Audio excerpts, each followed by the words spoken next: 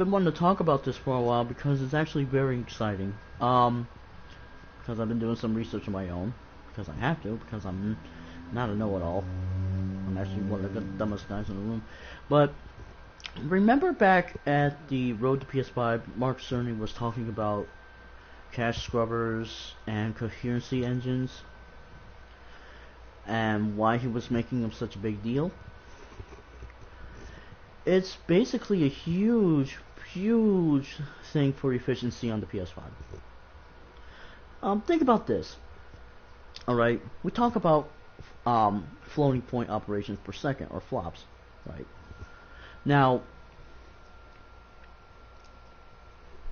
those are calculations, randomized calculations, that show everything that's going on in your game, right? Or in your program, right? Everything, right? Because everything in computer coding, at its core, is math, right? And obviously, the more math, the more that's going on the screen. But everything on screen can also be hectic, alright? Because you can have glitches, you can have crashes and all that. You can have lacking stability, especially now in the days of multi-core processing.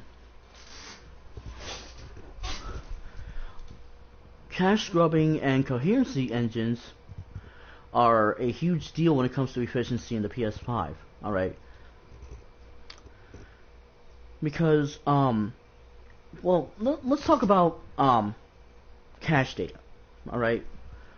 Cache data is basically the data that's read to the processor, right? And sometimes a lot of bad code can come into the flow, right? So usually when that happens, there's a process called cache flushing, data flushing. This is a very ugly process for developers because they have to write this in the software. They actually have to empty out that block of data to get that bad code out and replace it back in with the code that has the healthy data in order to get the game going again. This is bad because this costs precious milliseconds of time for the data to flow. A solution to that is cache scrubbing, where a process where the bad code is actually just taken out and just replaced, thus allowing the rest of the code to resume, which is much healthier, a much healthier solution, right? But doing that in the software also takes resources.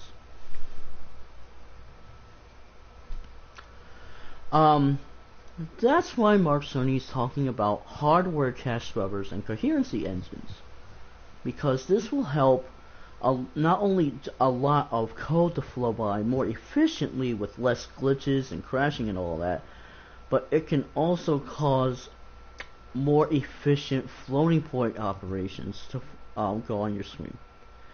So basically, and that's another factor that has to be taken in,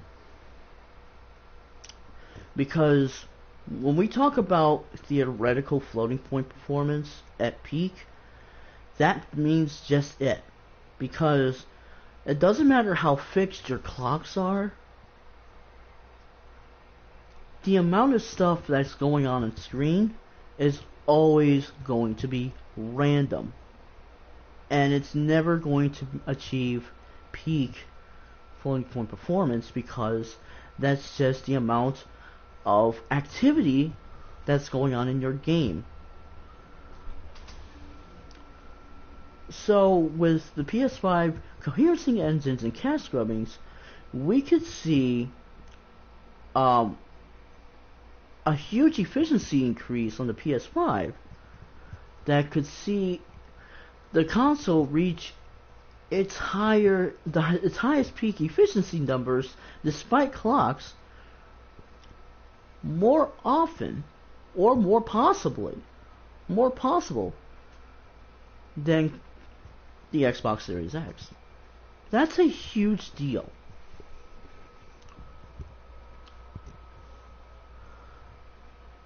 This is why Mark Cerny was talking about being able to code at higher clocks with lesser CUs on the GPU, because we're not at the point where we can we're not at the point where developers can efficiently code for so many cores on a processor, be it GPU or CPU. And what Mark Cerny and the PS5 team are doing with these efficiency helps is going to help the PS5 become a potentially better performing console in some areas than the Xbox Series X, despite the raw power advantage.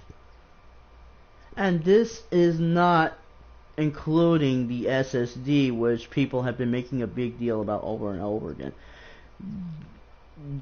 This is part of the whole package.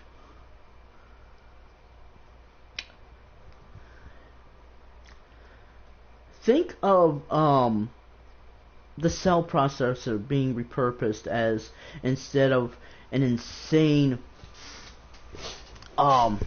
manager of the company telling all its workers to constantly do this and that and this and that over and over and over again, right?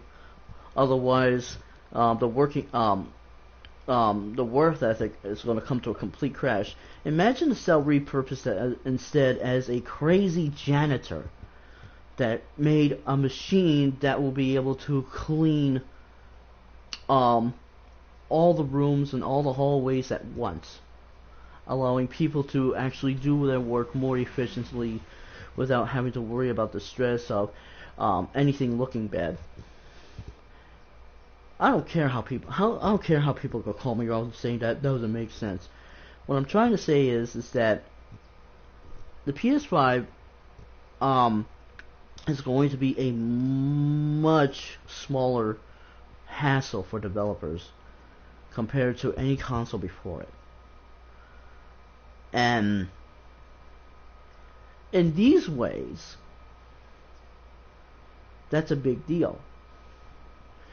When I was younger, I complained about the PS4 being just simplistically easy, right?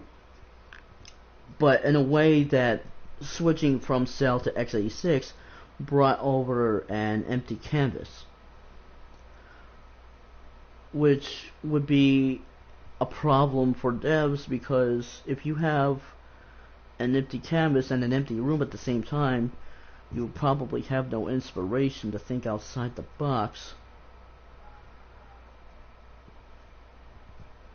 in order to create something magnificent up to your own standards.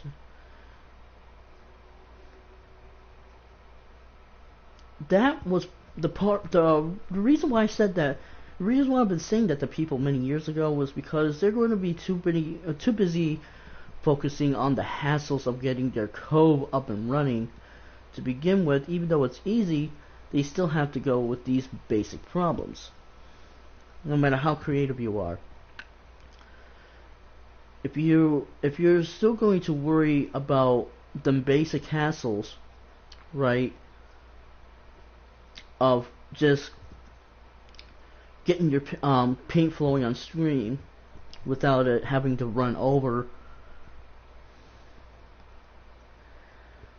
that's going to be a problem. Yeah, the cell was hard. The cell was complex. But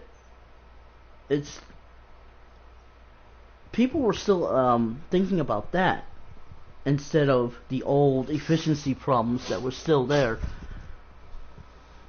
And some developers were able to just come up with new ideas on how to get everything up and running. With the PS5, sure, everything is easier on newer levels than before, and will cause a lot better stability in the mind of the creator. Much less hassles, much better code flow, and potentially much better performance. And I don't mean just like overall code, I mean less glitches, less need for patches.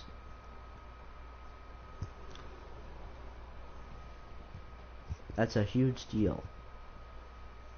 That's part of why I'm very much excited for the PS5, despite my initial misgivings, 3 to 4 months ago.